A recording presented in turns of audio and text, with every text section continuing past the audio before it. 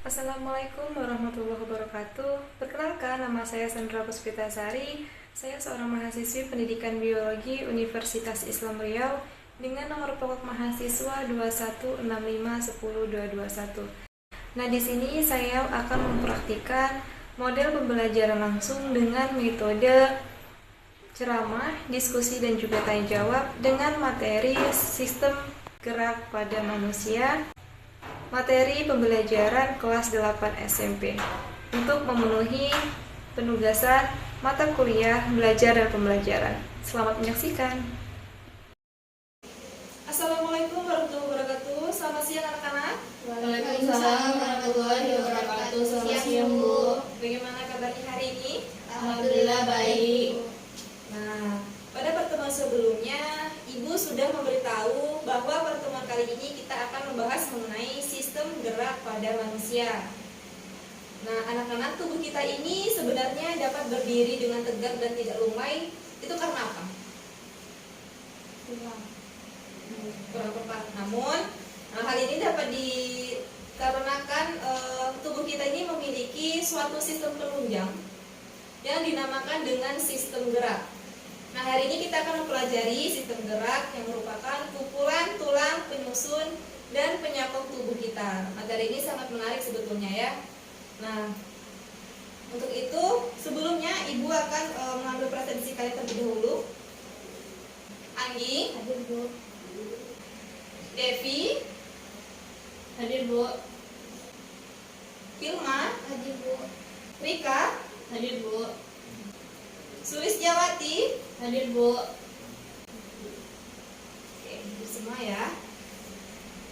Nah, karena kelas kita sedang ada perbaikan, tidak apa-apa ya jika kita belajarnya di aula seperti ini.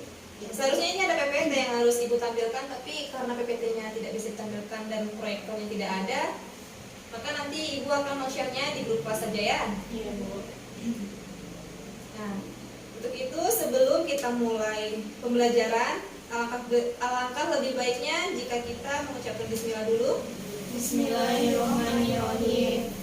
Baik, untuk materi pertama yaitu mengenai sistem gerak pada manusia.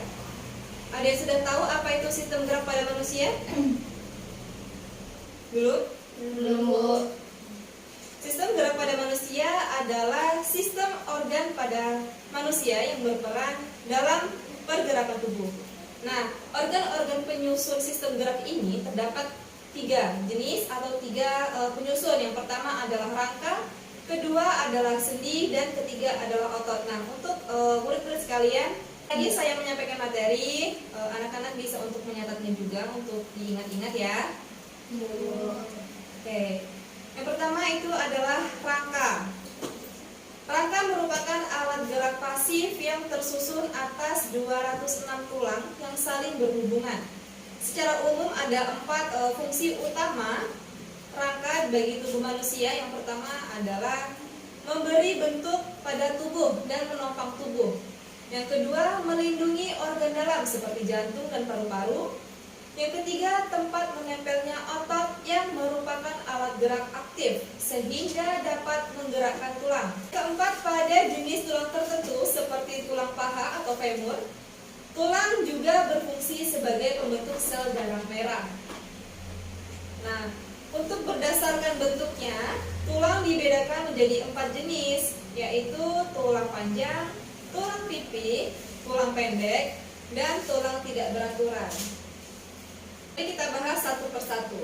Yang pertama adalah tulang panjang. Nah, tulang panjang ini bentuknya seperti tabung dan umumnya berongga. Contohnya seperti apa? Ada yang tahu? Tidak tahu? Tidak, Bu.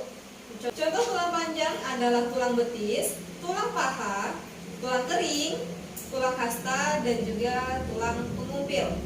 Lalu yang kedua adalah tulang pipi. Nah, seperti namanya, maka bentuknya itu pipi. Adapun contohnya adalah tulang rusuk, tulang belikat, dan juga tulang tengkorak. Yang ketiga adalah tulang pendek. Tulang pendek adalah tulang yang berbentuk kubus, bulat kecil atau paku. Nah, contohnya apa? Contohnya adalah tulang tulang pergelangan dan telapak tangan ataupun telapak kaki. Untuk tulang terakhir adalah tulang tak beraturan, adalah tulang yang bentuknya tidak termasuk dalam tulang-tulang yang Ibu sebutkan sebelumnya. Contohnya seperti tulang wajah, tulang rahang, tulang belakang, dan juga tulang pinggul. Dari materi pertama, apakah ada yang ditanyakan? Tidak, Bu. Baik, kita lanjut ke materi yang kedua. Nah, untuk materi yang kedua adalah sendi. Sendi adalah tempat bertemunya dua tulang atau lebih. Dengan adanya sendi, maka hubungan antara tulang-tulang tubuh dapat digerakkan. Nah, berdasarkan banyak dan sedikitnya gerakan sendi, nah sendi ini terbagi menjadi 3 macam. Ada yang tahu? Tidak, Bu. Tidak yang tahu? Sendi peluru, sendi pelana, sendi engsel. Itu sudah macam-macam dari diagnosis. Iya, Bu. Ya baiklah, Ibu akan beritahunya. Sendi terbagi menjadi 3 macam. Yang pertama itu ada sinetrosis, kedua amfiartrosis, dan ketiga diartrosis. Sinetrosis atau sendi mati adalah persendian yang tidak memungkinkan terjadinya pergerakan. Contohnya seperti apa? Tidak tahu, Bu. Contohnya itu seperti tulang tengkorak. Tengkorak tidak bisa bergerak kan? Iya, Bu. Kemudian yang kedua adalah amfiartrosis, yaitu persendian yang hanya dapat memungkinkan untuk terjadinya sedikit pergerakan. Contohnya seperti apa, Ika? Tidak tahu, Bu. Contoh dari amfiartrosis ini adalah sendi antar ruas tulang belakang. Bisa dipahami? Bisa, Bu. Nah, yang ketiga adalah diartrosis. Nah, diartrosis ini adalah persendian yang memungkinkan untuk terjadinya banyak gerakan, sehingga pergerakan dapat terjadi secara leluasa. Diartrosis ini dibagi menjadi 5 sendi. Ada yang tahu sendi apa saja? Bisa sebutkan?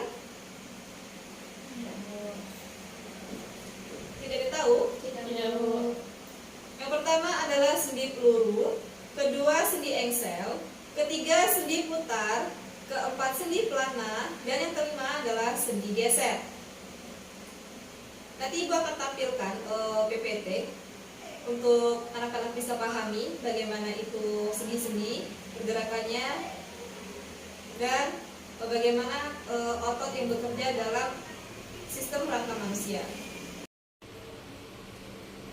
Baiklah, kita masuk kepada materi yang ketiga. Nah, materi yang ketiga ini mengenai otot. Tentunya kita tidak asing lagi ya dengan yang namanya otot. Nah, otot ini adalah alat gerak aktif yang melekat pada rangka dan tersusun atas jaring otot. Jaringan otot dibedakan menjadi 3 jenis. Yang pertama adalah otot rangka atau otot lurik, kedua otot polos, dan yang ketiga adalah otot jantung. Kita bahas satu persatu. Nah, yang pertama adalah otot lurik. Otot lurik adalah otot yang sel-selnya berbentuk memanjang. Otot rangka atau otot lurik ini mempunyai banyak inti sel yang terletak di pinggir dan mempunyai garis gelap terang yang merupakan jenis protein. Kemudian yang kedua adalah otot polos. Nah, otot polos adalah otot yang sel-selnya itu polos, bentuknya gelendong, dan masing-masing sel berinti satu. Otot polos bekerja di luar kehendak sehingga termasuk otot tak sadar. Contohnya seperti apa? Contoh otot polos adalah otot yang terdapat di usus, alat pencernaan, dan juga pembuluh darah. Kemudian yang ketiga adalah otot jantung.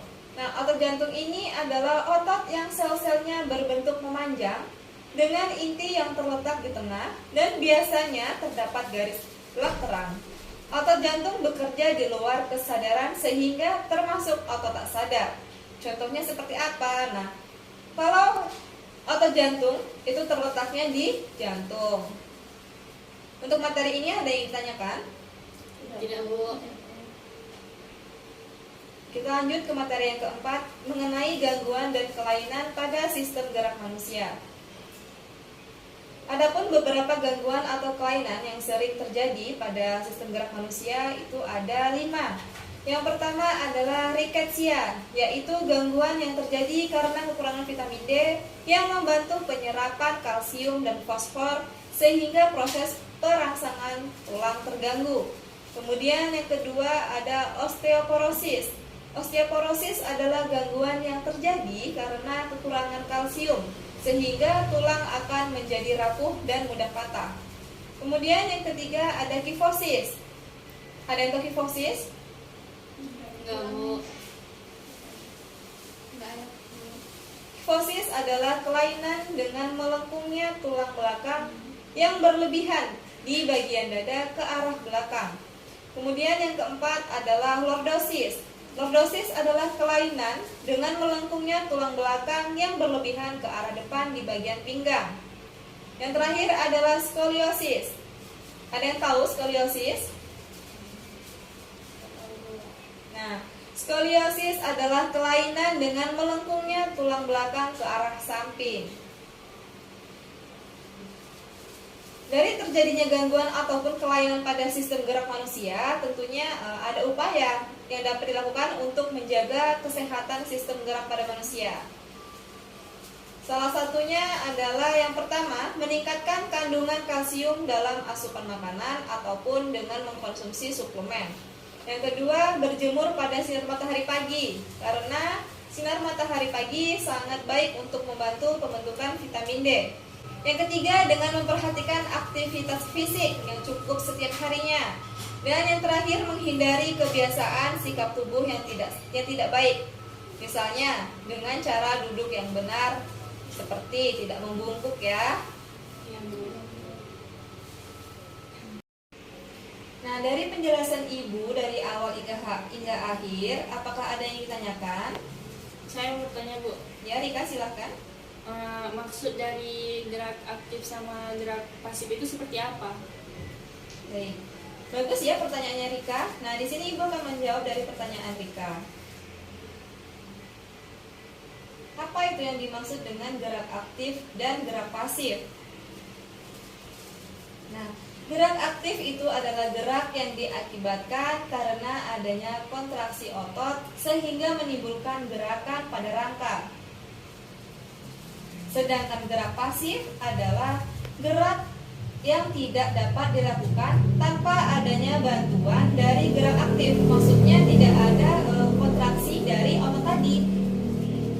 Maka gerak pasif dalam tubuh manusia itu adalah tulang. Tulang jika tidak digerakkan oleh otot maka tidak akan bergerak.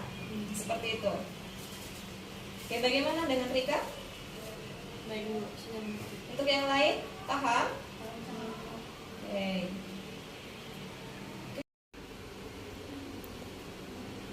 Baiklah, karena waktunya sudah hampir habis ya, maka kita ambil saja kesimpulan untuk materi hari ini.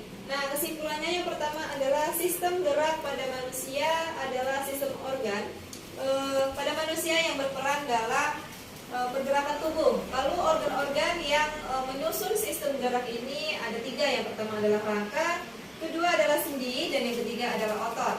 Kemudian beberapa gangguan dan kelainan yang sering terjadi pada sistem gerak manusia ini, yang pertama ada rickettsia, kedua ada osteoporosis, ketiga kifosis, keempat lordosis, dan yang kelima adalah skoliosis.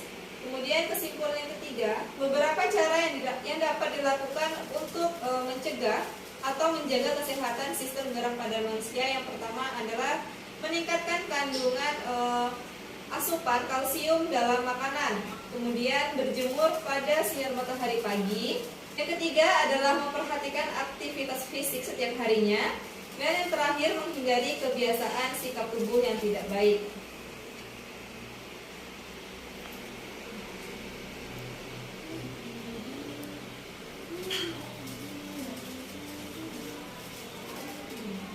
Nah, Ibu harap untuk materi yang Ibu sampaikan tadi dapat dipelajari di rumah dan dapat diingat-ingat kembali, karena materi ini masuk ya ke dalam ujian. Baik, Bu. Nah, sekian pembelajaran pada hari ini, tolong dipelajari kembali. Ibu mohon maaf. Wassalamualaikum warahmatullahi wabarakatuh. Waalaikumsalam warahmatullahi wabarakatuh. Sekian yang dapat saya sampaikan. Sampai jumpa di kesempatan berikutnya. Wassalamualaikum warahmatullahi wabarakatuh.